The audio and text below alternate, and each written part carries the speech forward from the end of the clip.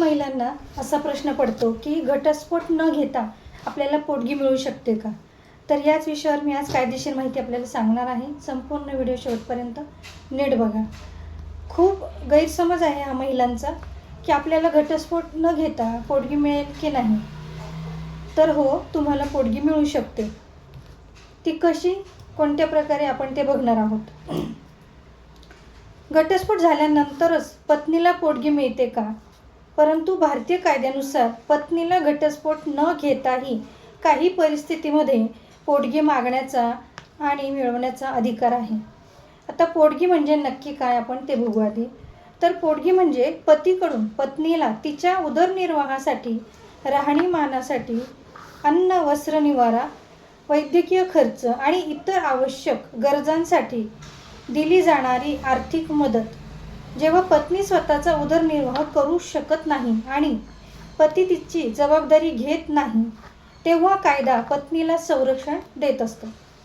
कोणत्या कायद्यानुसार पोटगी मिळते ते आपण बघू.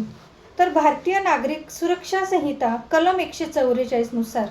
पूर्वी हे CRPCचे कलम 125 होते. या कलमानुसार पत्नी, मुले आणि आईवडील यांना पोटगी मागण्याचा अधिकार आहे. जर पतीकडे उत्पन्न असूनही तो पत्नीचा सांभाळ करत नसेल तर पत्नी न्यायालयात पोटगीचा अर्ज दाखल करू शकते. हिंदू विवाह अधिनियम 1955 या कायद्यानुसार न्यायालयीन कार्यवाही सुरू असताना पत्नीला अंतरिम पोटगी मिळू शकते.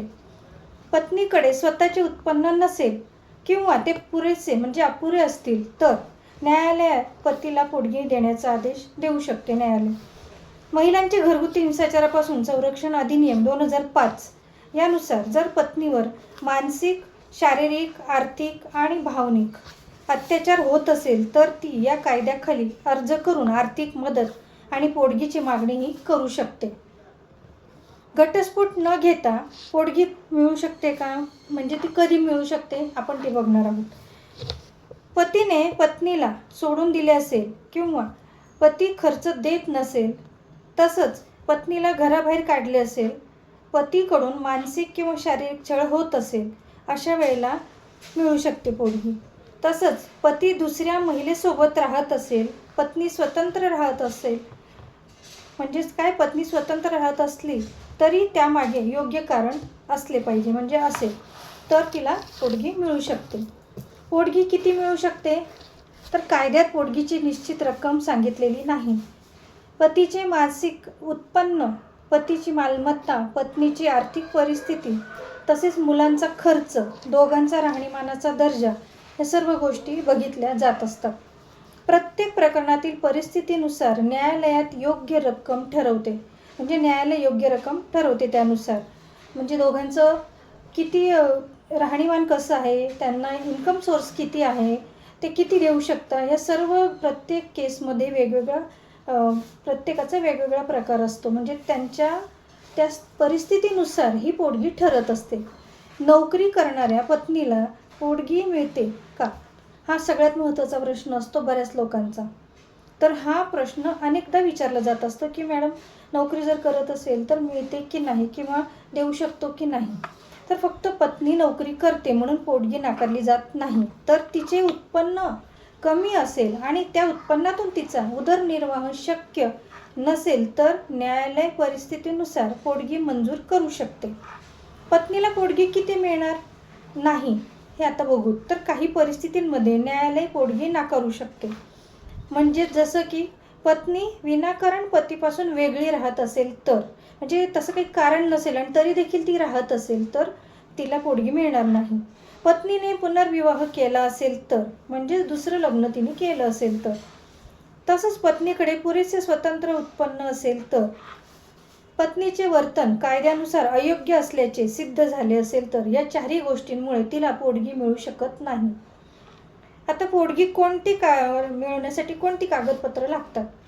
विवाहाचा पुरावा, आधार कार्ड, ओळखपत्र, पती पत्नीचा पत्ता, उत्पन्नासंबंधित माहिती, तसंच छळ किंवा अत्याचाराचे पुरावे जर असतील तर, मुलांची कागदपत्रे, या सर्व गोष्टी तिला कायद्यानुसार कागदपत्रे हे आवश्यक आहेत. तिने अर्ज कुठे करायचा? तर प्रथम वर्ग न्यायदंडाधिकारी न्यायालय इथे ती अर्ज करू शकते. तसंच कौटुंबिक न्यायालय म्हणजेच फॅमिली कोर्टमध्ये ती अर्ज करू शकते. घरगुती हिंसाचार प्रकरणात संबंधित न्यायालयामध्ये ती अर्ज करू शकते. तसंच तुम्हाला महत्त्वाची टिप्स सांगते.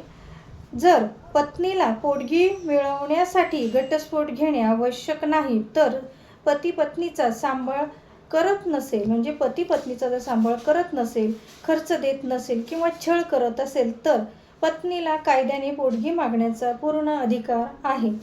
प्रत्येक प्रकरणाची परिस्थिती ही वेगळीच असते. त्यामुळे तुम्ही कायदेशीर योग्य सल्ला घ्या आणि पुढची कारवाई तुम्ही नीट करा. या पद्धतीने तिला घटस्फोट न घेता पोटगी कशी मिळते किंवा तिने काय प्रोसिजर केली पाहिजे किंवा तिला पोटगी का नाही मिळणार, त्याचे सगळे कारणं, सर्व गोष्टी मी याच्यात सांगितलेल्या आहे.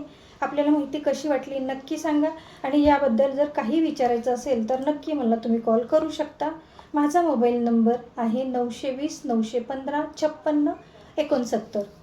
आणि तुम्हाला ही माहिती कायदेशीर आवडली असेल तर नक्की कॉमेंटमध्ये मेसेज करा आणि मेसेज करताना स्टार बटन नक्की प्रेस करा. धन्यवाद.